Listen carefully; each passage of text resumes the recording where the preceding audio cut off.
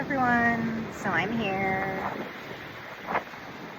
Came to the beach this morning to help my nervous system regulate a little before starting the day. And I wanted to share that you can do this at home and in your spaces as well.